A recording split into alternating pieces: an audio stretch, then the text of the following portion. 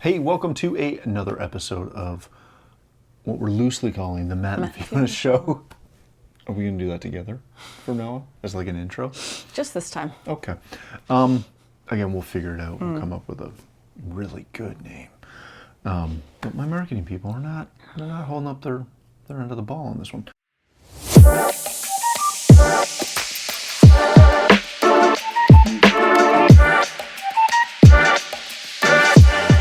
We're getting into one of my favorites. He's excited about this I'm so one. excited, you have no idea. We are going to talk about ownership and how that applies in your life, in your walk with the Lord, in your church life. Oh gosh, I love this topic so much. He's fired up. You think I'm giddy, and I'm totally am. So a couple years ago, I got a book, and it was about taking ownership in your life and how, essentially, to really make it simple, everything is your fault. Everything comes back to you. It's the ultimate book on personal responsibility. Now, it wasn't written for church. It's a business book. Right. But at the time, I was serving on a nonprofit board in the business world, and we were, as a board, we were going through a lot of stuff. And being the friendly individual I am, I might have read this book on a trip out to go to a meeting, where I then used this book and the principles in said book to make friends and influence people, which is another great book. But the bigger aspect of this is that I read a ton, and there are a lot of books where I get stuff out of them, but there are very few books that I've read that kind of become a foundational principle for me, and something that I'm striving to achieve. There are a handful of them. Maybe someday we'll do a book club thing.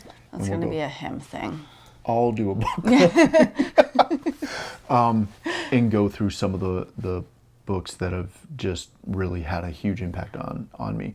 But this is one of them. And in this long flowing intro for you, what I want to talk about today is how taking ownership can really propel you forward in your life, in your walk, in your church life, in your serving in your local church. And it does come In your family life, even. Yeah, very much so. In raising your kids. Yeah.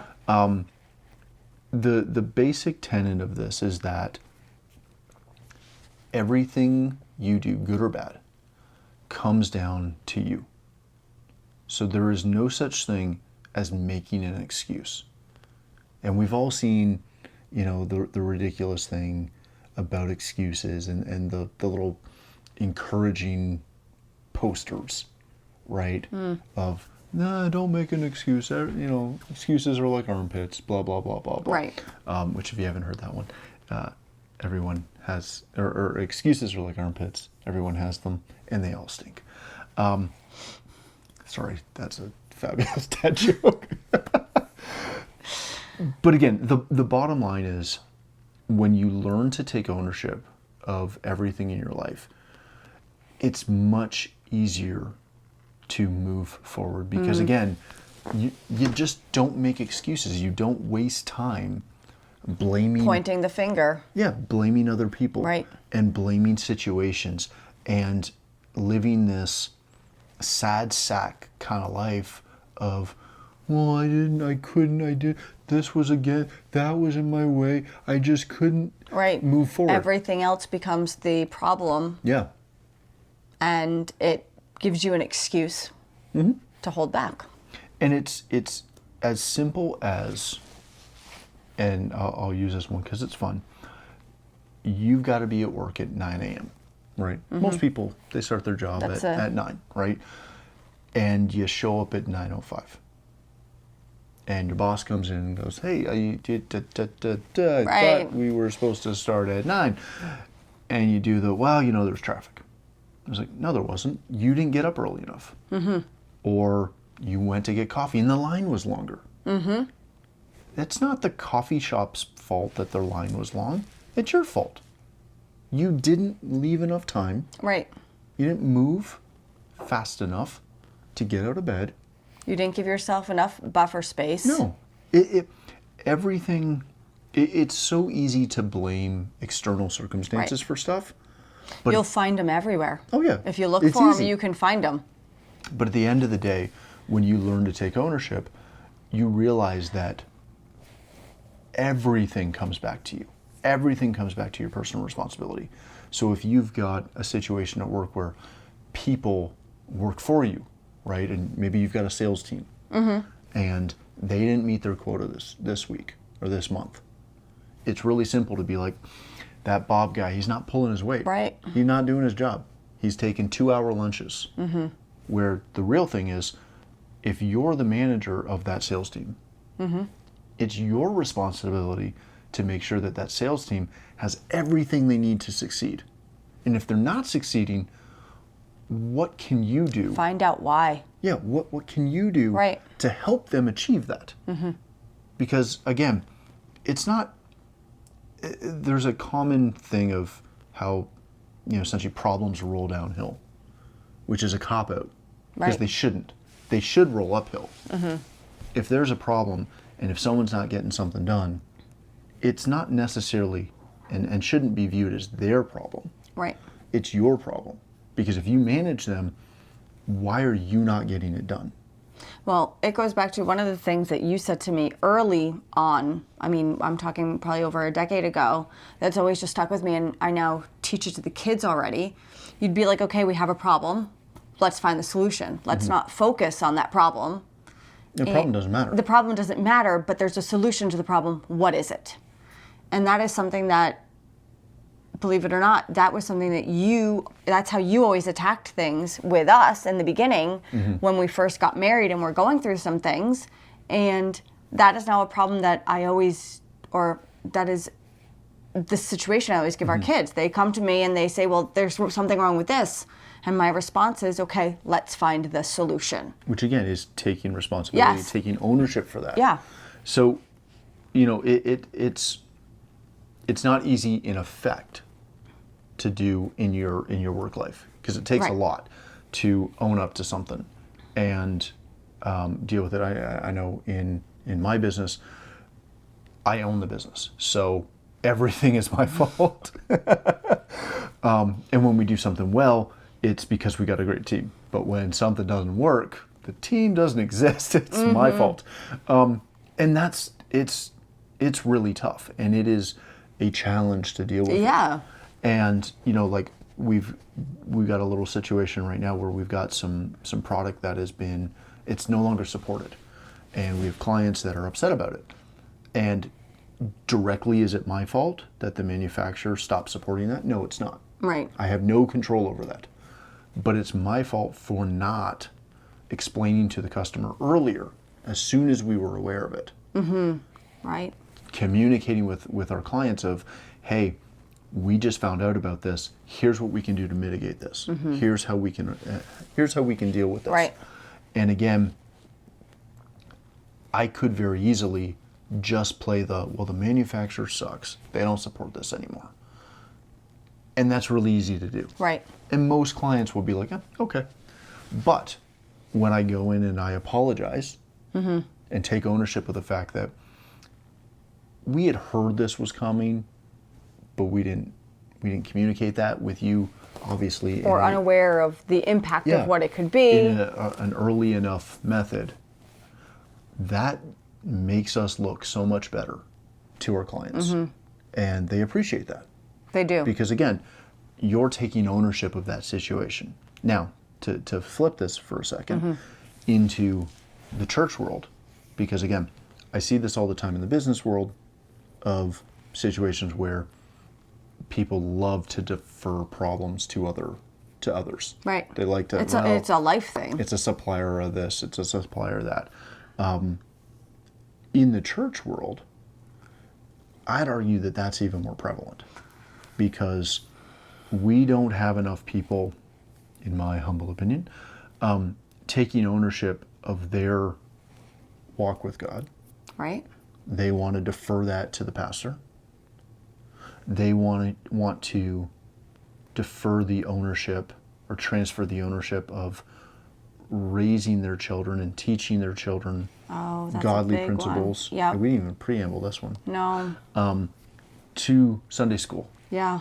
The same way that most parents are happy to outsource the responsibility of teaching their children anything from a school situation to hopefully a Christian school, but probably a public school or just some regular school. They're just as bad at that. Right. With the Bible. Yeah. They want their kid. They want to be able to bring their kids to Sunday school. Yep. And have those kids go into Sunday school and learn something, and they never want to talk about it at home. Right. The hour. Yeah. That I happen to be leading our children's church right now, so I'm not in there every Sunday, but when I am or when the other leaders are, I mean, an hour. Yeah. An hour. Not even barely an hour and a half that we have with them on a Sunday. I mean, an hour and a half is a long time. Let's say an hour of it's not enough. Teaching the word to them or trying to impart some of the word to them. That's not going to carry the kids. And that's one of those situations where you have to take ownership of your walk with the Lord. You're not going to get to heaven. You're not going to have a quality walk if you don't, and we all, like, I'm not saying that we don't have room to grow. Oh, we'll have room to grow for the rest of our life. Always. But if you don't take any ownership of that, right, then you're going to get nothing out of it. Well, our walk with the Lord is our responsibility. And it's not even, my walk isn't even his responsibility. My walk is mine. His walk is his. And it's not our pastor's either.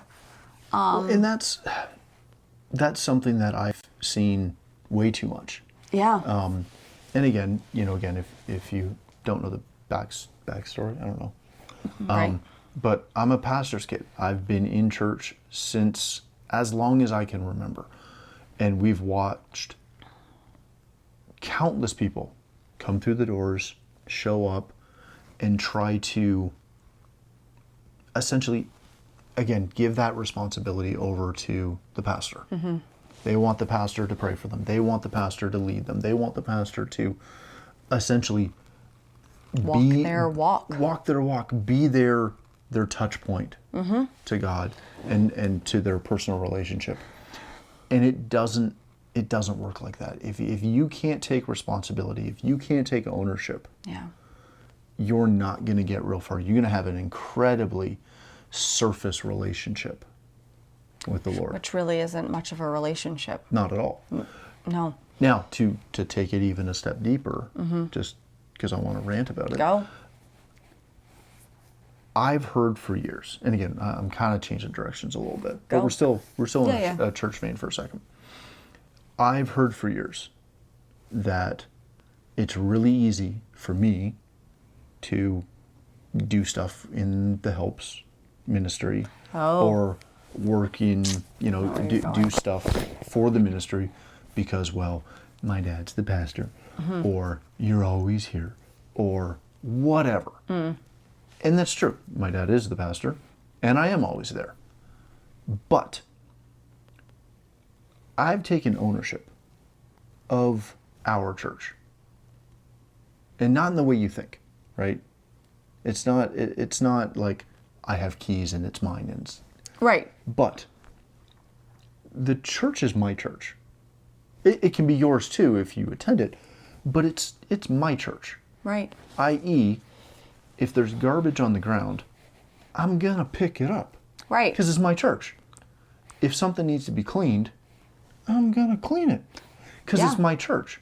If something needs to be done, accomplished, dealt with, I've taken ownership. Whether it's your job or not. No, because as much as I have a lot of jobs there, most of the stuff isn't my job. And it's very easy, and we've seen it for years, where, and sometimes I'll do it just to mess with the people in our church. I'll leave stuff on the ground. Like, I won't deliberately put it there. Right. But if I see something, I'll leave it there just to see how long it takes to see if somebody else Walking by. has hit that level of ownership. Right. Of where, if something's not right, if a chair isn't in the right, like, is out of line Right. in the row, who's going to fix that? Because if it's yours, if you've taken ownership, if it's your responsibility, generally, right? It doesn't have to be your job title. No, it doesn't. But if you're at church, and if it's your church, if you attend there, Yep. and you've taken ownership of it, you're going to see that, and it's going to bug you. Yes. You're going to pick it up and put it back. Yep. It's the same as, or it should be, the same as your house, right?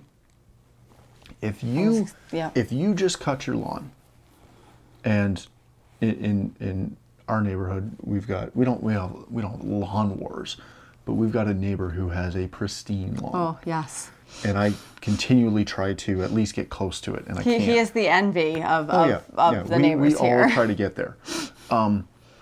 But if I've just cut the lawn, whipper snipped it, blew all the extra good, stuff away, yes. got the lines straight so my dad doesn't yell at me.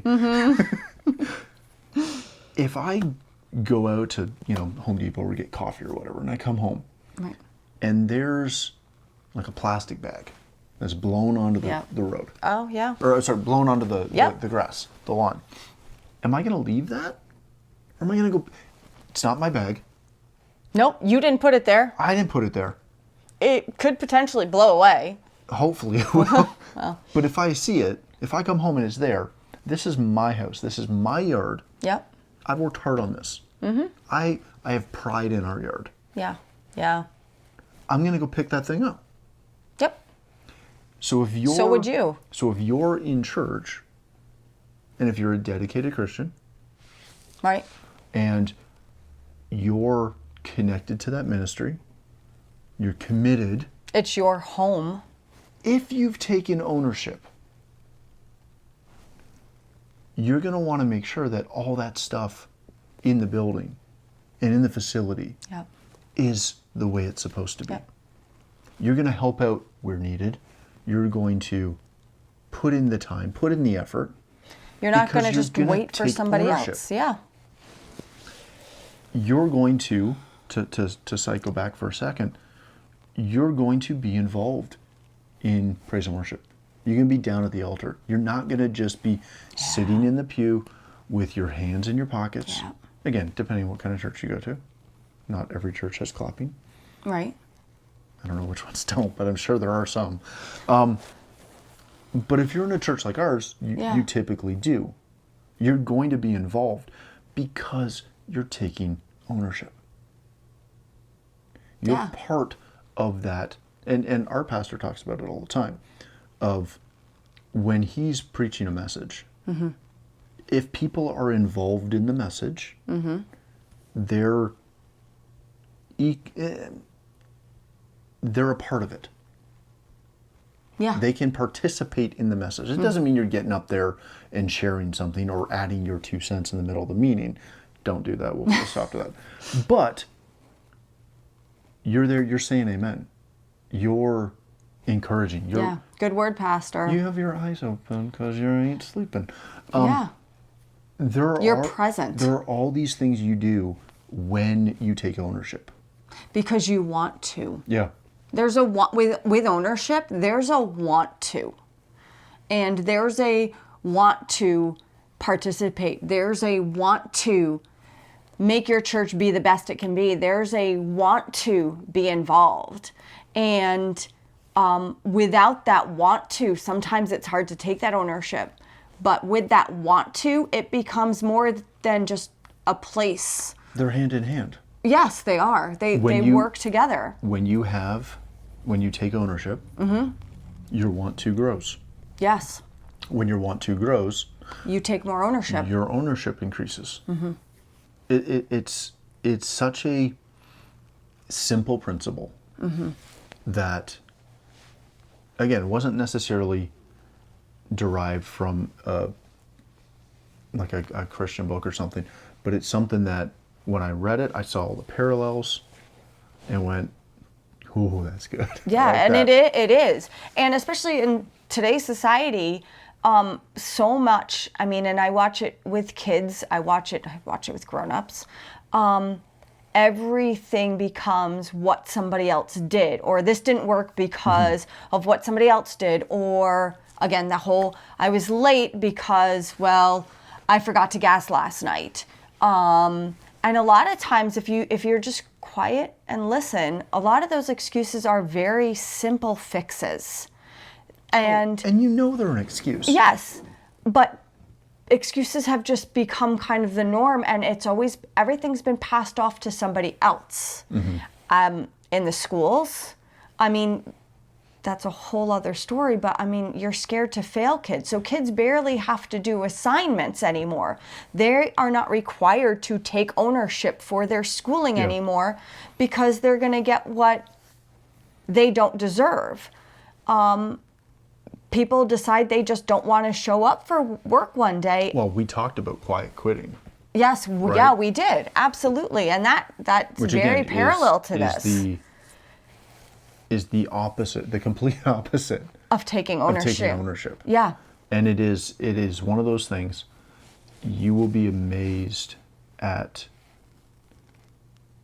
the freedom you can feel and The satisfaction and pride, the pride and in taking ownership of every aspect of your life. yes. But dig in, take a look at your daily routine. Take a look at where you are in your life, and just try to see if there's other areas or there's more areas where you can steadily work forward to try and take more ownership and stop making excuses. Yeah, and catch yourself when you do. I mean, we all do it, and this is not to say that Yeah, we're not perfect. We don't. We're not there yet. I'm trying. No, but we try to be aware of it. I mean, he's at church early every Sunday. He now go with our older son, but you know, for a long time it was him at church and then me bringing three small, and for quite a while it was three littles. You know, I mean, at one point it was like 5, 4, and a newborn, well, 5, 4, and 1. But I could have allowed that to become a huge excuse for so many aspects. I could have made it an excuse to miss church. I could have made it an excuse to be late for church. I could have made it an excuse for not doing the work that I needed to do because I'm still working. But instead, I found ways that I needed to change my life so that I could still succeed in what I needed to accomplish. And it just meant that mentally, I would be prepared to be at church half an hour ahead of time so that when the baby had a dirty diaper or needed to eat or Cheerios got spilt all over my kitchen floor, I had balance there and I had some flexibility. So there were some adjustments I had to make in many areas because kids are easy. Kids can become an easy excuse. Spouses, I was going to say parents, spouses can become an easy excuse. We could go for hours. We could go for hours. No, but find ways so that those things, instead of making an excuses, that you can kind of shift so that you can work through and still achieve what you need to. Because my kids never became an excuse for me to miss church. It never became an excuse for me not to do what needed to be done. Well, again, when you make that decision, just like we talked about the other day with love being a decision. When you make the decision that you're going to take ownership for everything, that you are going to be the last line. The first time you do it, it's tough. But as you progress down that line of taking ownership of your walk, of raising your kids, of your job, it just gets easier and easier. Because you get momentum. We get momentum, and you become accustomed to it. And all of a sudden, it's not when something doesn't go right, or when you got to make a move or a change or something, your brain doesn't go down the vein of what can I come up with. Right. It goes down the, all right. What do we do? messed How do this I up. adjust? How do I Yes. fix this? Yeah, How let's do I fix this. What's the solution to this problem? Yeah. And it's honestly easy, and it feels great. And life just, even when life gets in the way, you become better accustomed to overcome hurdles. And you learn a ton about yourself, That which you is do. which is really, really cool. Yeah. But all right, we're gonna wrap it there. Otherwise, I'll just go down another vein on that one. I love that one. But thanks again for watching. If you want to catch some of the past episodes, you can catch them somewhere wherever these are living. There'll be a link for them. Yeah, I'm there'll be sure. something. But if you have any comments or questions or hate mail, I don't care, whatever. Again, there'll be something somewhere in a description that'll tell you how to find us. Heck, I'm pretty easy to find because I'm on Twitter and Yeah, I was gonna say. Insta and all the. I'm not on TikTok because we don't do that, or I don't do that. You don't do that. I don't do We that, don't no. do TikTok because we're well. I'm old. But again, thanks so much for watching, and hopefully we'll see you on the next episode. All right, have a great week and take ownership this week. You'll love it. Oh my gosh! Yes, a call to action at the end. Yes. What?